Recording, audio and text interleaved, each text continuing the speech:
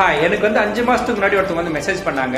ஒரு offer letter அனுப்பிச்சு, இந்த ஆஃபர் லெட்டரில் இருக்க கம்பெனி வந்து சவுதி அரேபியாவுக்கு வந்து ஒர்க் பண்ண வரலாமா அப்படின்னு சொல்லிட்டு கொஞ்சம் பார்த்துட்டு சொல்லுங்க அப்படின்னு சொல்லிட்டு நானும் அந்த ஆஃபர் லெட்டரை பார்த்தா அது வந்து ஒரு மேன் பவர் கம்பெனி. அவங்ககிட்ட சொன்னாங்க, சிஸ்டர் இது வந்து ஒரு மேன் பவர் கம்பெனியாக இருக்குது, நீங்கள் வந்தீங்கன்னா ஒரு 50 பேர் வரீங்க அப்படின்னா ஒரு 30 பேர் வந்து வேலைக்கு போயிடுறாங்க, ஒரு 20 பேர் வந்து இங்கே வந்து மாட்டிக்கிறாங்க, அவங்களுக்கு வந்து இன்டர்வியூ வரதில்லை, சேலரி வரதில்லை, எப்படா இந்தியா போகிறது தெரியாது முடிச்சுட்டு இருக்காங்க. ஸோ மேன் பவர் கம்பெனிக்கு வரது வந்து கொஞ்சம் அவாய்ட் பண்ணிவிடுங்க.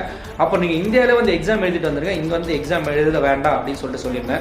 பட் இப்போ அவங்க வந்து எனக்கு ரீசெண்டாக மெசேஜ் பண்ணாங்க, பிரதர் நான் வந்து கிட்டத்தட்ட 2.5 மாதத்துக்கு மேலே ஆகிடுச்சு, பட் எனக்கு இன்னும் இன்டர்வியூ வரல, 2.5 மாதமாக சேலரி இல்லை, எனக்கு சவுதியே வேண்டாம், நான் எப்படி இந்தியா போனால் போதும், என்ன பண்ணுறது அப்படின்னு சொல்லிட்டு கேட்குறாங்க.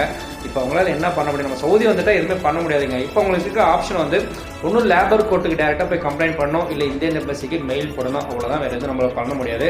சில மேன் பவர் கம்பெனி வந்து என்ன சொல்லுவாங்க அப்படின்னா, ஆளுங்களை வந்து எடுத்துருவாங்க, எடுத்ததுக்கப்புறமா அவங்களுக்கு வந்து இன்டர்வியூ எதுவும் வரல அப்படின்னா நம்மகிட்ட சொல்லுவாங்க, நீங்கள் வந்து வேறு எதனா கம்பெனியில் வந்து இன்டர்வியூ இல்லை வேறு எதனா ஹாஸ்பிட்டல் வந்து இன்டர்வியூ அட்டன் பண்ணிட்டு நீங்கள் போங்க, நாங்கள் வந்து இக்காம் வந்து ட்ரான்ஸ்ஃபர் பண்ணி தரோம் அப்படின்னு சொல்லுவாங்க.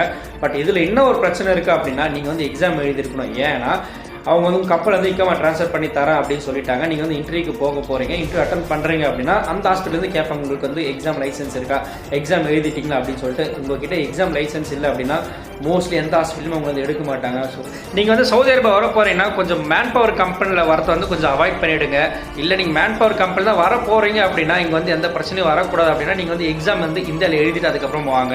கொஞ்சம் வெயிட் பண்ணுங்க. ஏன்னா சவுதி அரேபியாவில் இப்போ வந்து வேகன்சி அவ்வளோவா கிடையாது, பாய்ஸ்க்கு சுத்தமாக கிடையாது, ஃபீமேல்ஸுக்கு கொஞ்சம் தான் இருக்குது. ஸோ மேன் பவர் கம்பெனியில் வரது கொஞ்சம் வந்து அவாய்ட் பண்ணிட்டா கொஞ்சம் பெட்டராக இருக்கும். நீங்கள் வந்து சவுதி அரேபியா பேஜ் வந்து ஃபாலோ பண்ணி வச்சுங்க. சவுதி அரேபியாவுக்கு உங்கள் ஃப்ரெண்ட்ஸ் யாரோட வீடியோ ஷேர் பண்ணுங்க. நீ சவுதி அரேபியா இந்த வீடியோ பார்த்துட்டு இருந்தீங்கன்னா நான் இப்போ சொன்னதெல்லாம் கரெக்டாக தப்பா அப்படின்னு சொல்லி கீழே கமெண்ட் சொல்லிட்டு நம்ம நெக்ஸ்ட் வீடியோவில் பார்க்கலாம்.